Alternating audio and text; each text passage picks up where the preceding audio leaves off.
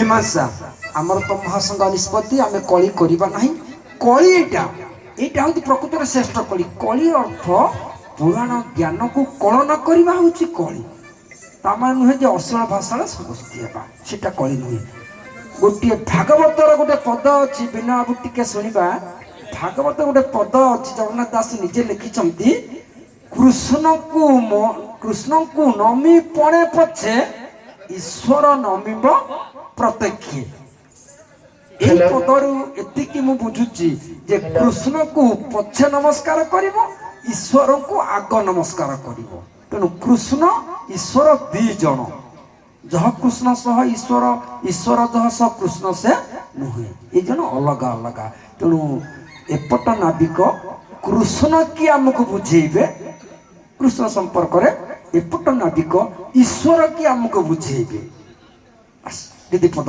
देखा आलोचना हो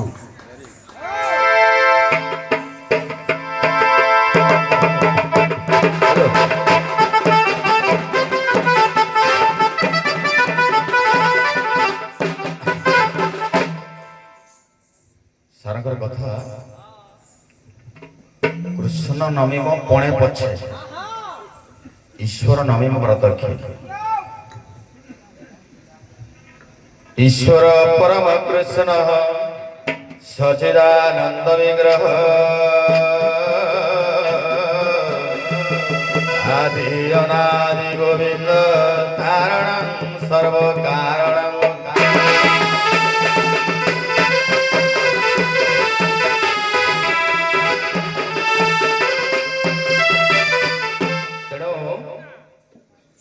शास्त्र कहे ईश्वर परम कृष्ण किंतु सारकर कथा ईश्वर अलग कृष्ण मध्य अलग वेदरे कृष्ण को कहगला कृष्ण तू भगवान स्वयं ये संसार भितर कृष्ण समस्त को अवतार देइछन्ते निजे अवतारी पुरुष तेणु बाबा रे आकर्षयति कृष्ण निज आड़ को जे आकर्षण करे संसार समस्त को तांको कृष्ण कहा जाए तेरे ईश्वर आम पियूषा कहबे एटा कहू न कोन पई हां पियूषा हमर नहीं मते से तो हो जे लिखला मु एटा गोटे नगे कि नाइली भारी आ शीत मते से ना हो से शीत खाइ दो मु देखिले एखनी मते शीत खाउ जी मु देखिले जे पियूषा शीत को खाइ दो जी आ की मेडिसिन रखी दिखे जाने ये शीत को खाई खाई के बुढ़ापा ए कृष्ण तू भगवान सब सच्चिदानंद विग्रह कृष्ण सु भगवान मैं महापुर आ गया मैं महापुर मु आ गया मैं जहा कहबा मैं देखिबा ईश्वर महापुर सलागी तमार हम पद कहले ईश्वर परम कृष्ण कृष्ण हो जी किए आको जानिबा बोले जगन्नाथ दास भागवत रे कहले बोले जगन्नाथ दे 16 कला ये कहूं कला आनंद बोला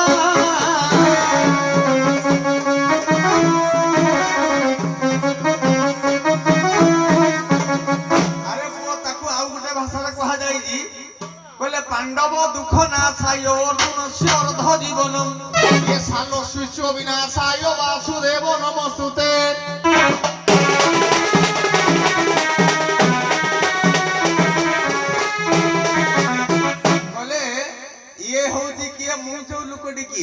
जगन्नाथ दास पुणी कहले कहले त्रिगुण संग जार नहीं ये उद्धव ईश्वरटी सही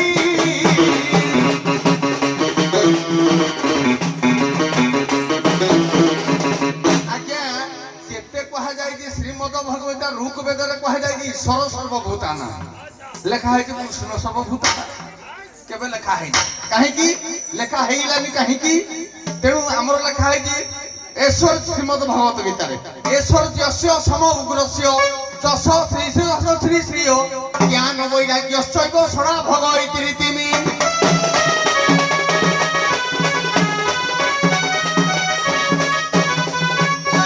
आज्ञा कृष्ण 6टा ऐश्वर्यर अधिकारी हेले बोली नाटा कृष्ण कृष्ण तेणु हमर गर्ग संहिता रे आज्ञा कृष्ण शब्दर अर्थ लगा दिया जायछि तेणु हाड़ को जाऊनी कहले लंबिब कथाटा तेणु ଏ ମୋ ଭଳିଆ ଈଶ୍ୱର ଠାରୁ କେତେ କୃଷ୍ଣ କେତେ ରାମ କେତେ ଇଏ କେତେ ସ୍ୱୟଂ ନିଜେ କୃଷ୍ଣ ଉଦ୍ଧବକୁ କହିଲେ ତ୍ରିଗୁଣ ସଙ୍ଗୀ ଯାର ନାହିଁ ଉଦ୍ଧବ ଉଦ୍ଧବ ଈଶ୍ୱରଟି ସେ। ସାରେ ପୁଣି କହିଲା କଣ ଜାଣିକି ଏ ତ୍ରିଗୁଣ ରଚୁ କର ଧରି ମୃଗୀନ ଚାଏ ନର ହରି।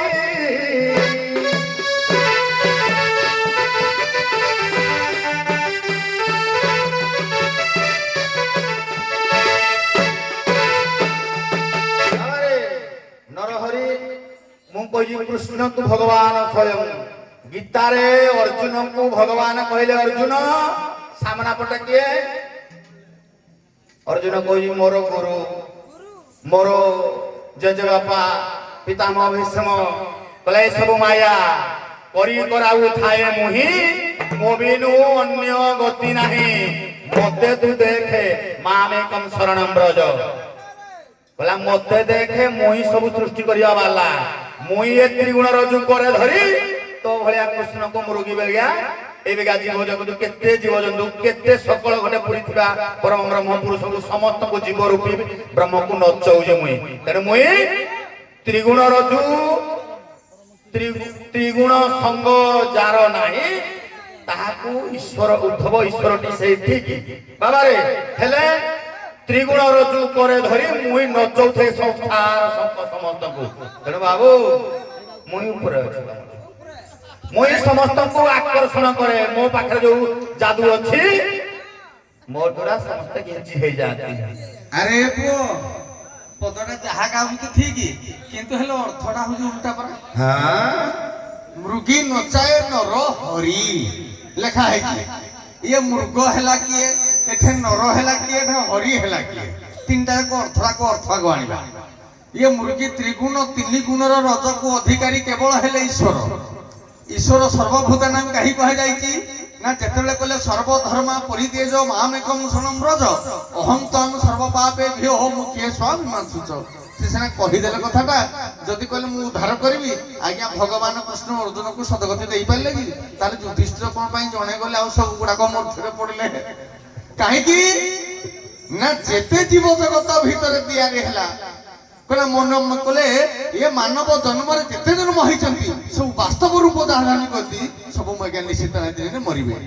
ତେଣୁ ଭଗବାନ କୃଷ୍ଣ ଜନ୍ମ ହେଲେ ମଧ୍ୟ ବି ସେ ଆଜ୍ଞା ମଲେ କି ନାହିଁ ପ୍ରୟାଣ କୁହାଯାଏ ଆମକୁ ମଣିଷକୁ ହେଇଛି ମରିଗଲା ଭଲ ହେଲା। ତେଣୁ ଟିକେ ଭଲ କଥାଟିର ଅଛି ଅଚ୍ୟୁତାନନ୍ଦ ମହାପୁରୁଷ କହିଲେ ଇଏ ତିନି ଗୁଣରୁ କେମିତି ଅତୀତ ହେଲେ କାହାକୁ ପାଇବା? ପ୍ରଥମେ ଆଜ୍ଞା ସୂକ୍ଷ୍ମ ବ୍ରହ୍ମ ସ୍ଥୂଳ ବ୍ରହ୍ମ ଆଗ ସ୍ଥୂଳ ବ୍ରହ୍ମ ତାପରେ ସୂକ୍ଷ୍ମ ବ୍ରହ୍ମ ତାପରେ କାରଣ ବ୍ରହ୍ମ ତିନିଟା ଯାକ ଦର୍ଶନ ଦେଖିବେ ଆଜ୍ଞା। କେମିତି ନା କୃଷ୍ଣ ହେଲେ ଆଜ୍ଞା ବାସ୍ତବ ସ୍ଥୂଳ ବ୍ରହ୍ମ ତାକୁ ଦେଖିପାରିବା ନର ରୂପରେ। ତାପରେ ଯିବା ବିଷ୍ଣୁକୁ ନିରାକାର ବିଷ୍ଣୁ ଯିଏ ଅଛନ୍ତି ଯିଏ ନିରାକାର ବିଷ୍ଣୁ କହିତେ ମୁଁ ଇନ୍ତି ତିଆରି କରିଛି ମାନେ ଗୋଟେ କଥା ଆଗ ସଦ୍ଗୁରୁ ଚିନ୍ତନ। ଗୁରୁ ଆମକୁ ଦେଖେଇଲେ ପାଠ ପ୍ରଥମେ ଗୁରୁ ହେଲେ ଆମର କୃଷ୍ଣ ବନ୍ଦେ ଜଗତ ଗୁରୁ କି ନାହିଁ। ତେଣୁ ଆମର କୁହାଯାଏ ଭାଷାରେ ଜଗନ୍ନାଥ ଦାସ ଭାଗବତ ଲେଖିଛନ୍ତି ଯେ ଯେ ଆମର ପ୍ରକୃତରେ ଗୁରୁ କିଏ? ଏକଇ ଗୁରୁ ଜଗନ୍ନାଥ ଆଉ କେ ଅଛିବା ସମର୍ଥ।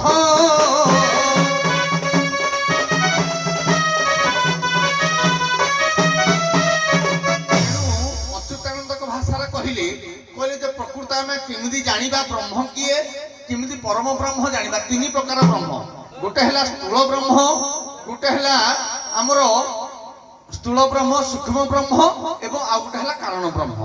ଆଉ ଗୋଟେ ବେଦ ମତରେ ଆମେ ଜାଣିବା ଯେ ଆମର ବ୍ରହ୍ମ ପରମ ବ୍ରହ୍ମ ଏବଂ ନିର୍ଗୁଣ ବ୍ରହ୍ମ। ତେଣୁ ନିର୍ଗୁଣ ବ୍ରହ୍ମ ଯିଏ ତାଠାରୁ ଇଏ ତିନି ଗୁଡାକ ସବୁ ନିର୍ଗୁଣରୁ ସାକାର ହେଲେ ନିରାକାର ଯାହା ଜଳାଧାର ରୂପ ହେଲା ଜଳାଧାର ରୂପରୁ ଆଜ୍ଞା ସାକାର ବ୍ରହ୍ମ ହେଲେ ଯାହାକି ଭଗବାନ କୃଷ୍ଣ। ତେଣୁ ଈଶ୍ୱର ଆଉ କୃଷ୍ଣଙ୍କ ଭିତରେ ପାର୍ଥକ୍ୟ ପ୍ରଭେଦ ହେଉଛି ଏତିକି। କୃଷ୍ଣ ପରିପୂର୍ଣ୍ଣତମ ଅବତାର ତାଙ୍କ ପୂର୍ବରୁ ପ୍ରଭୁଙ୍କର ଯେତେ ଅବତାର ହୋଇଛି ଅବତାର 6ଟା ଭାଗରେ ବିଭକ୍ତ अंशांश आवेग कला पूर्ण परिपूर्ण अवतार प्रभु हेले परिपूर्ण अवतार तेणु ये ईश्वर ठारू भी ऊपर ईश्वर परम कृष्ण ଈଶ୍ୱର ପରମ କୃଷ୍ଣ ସଚିଦାନନ୍ଦ ବିଗ୍ରହ। ବୁଝିପାରିଲେ କଥା ସାରେ? ତେଣୁ ସାରେ ମତେ ବିଶା ସାରେ ଆମର ବହି ଶ୍ରୀକୃଷ୍ଣ ଲୀଳା ଖଣ୍ଡ ନୃସିଂହ ପ୍ରସାଦ ମିଶ୍ରଙ୍କ ଲେଖା। ଏ ଗୋପୀ ମାନେ ଏ ଯୋଉ ଗୋପୀ ଜନ୍ମ ହୋଇଛନ୍ତି ତାଙ୍କର ଏ କୃଷ୍ଣଙ୍କର ଯୋଉ ଅବତାର ଗୁଡାକ ପୂର୍ବରୁ ହେଇଛି, ଯୋଉ 10 ଅବତାର ହବା 32 ଅବତାର ହଉ ଯାହା ସବୁ ଅବତାର ହେଇଛି, ଏଇ ଅବତାରରେ କୃଷ୍ଣଙ୍କର ଅବତାରକୁ ବା ରାମକୁ ଯେମିତି ଦଣ୍ଡକାରଣ୍ୟରେ ଗୋପୀ ମାନେ ଆଶା କଲେ, ବଳି ଦ୍ୱାରରେ ବାମନ ଭଗବାନଙ୍କୁ ଦେଖିକି ସେମିତି ବି ଆକର୍ଷିତ ହୋଇଛି। ଏମିତି ଯେତେ ଯୁଗରେ ପ୍ରଭୁଙ୍କ ରୂପକୁ ଦେଖି ସମସ୍ତେ ମୋହିତ ହୋଇଛନ୍ତି, ତାଙ୍କର କ୍ଷମତା ନଥିଲା ନାରୀ କରିବାର କି ରାଣୀ କରିବାର। ସେ କହିଲେ ଯୁଗ ଆସିବ ପ୍ରଭୁ ଆମର ଆସିବେ, ସେତେବେଳେ ତମେ ସବୁ ତାଙ୍କ ଅଙ୍ଗ ସଙ୍ଗ ହେବ। ତେଣୁ କୃଷ୍ଣ ହିଁ କୃଷ୍ଣସ୍ତୁ ଭଗବାନ ସ୍ୱୟଂ, ସେ ହିଁ ସବୁ ମୂଳର କାରଣ। ସାର୍ ଗୋଟେ ବଢିଆ କଥା, ଏଇ ଯୋଉ ଶ୍ଲୋକ ଗୁଡାକ ମୁଁ ଦେଖିଲି ବହୁତ କବି ଭୁଲ ଲେଖିଛନ୍ତି ନା ପାଠ ଭୁଲ ଲେଖିଛନ୍ତି ମୁଁ କହିପାରିବିନି।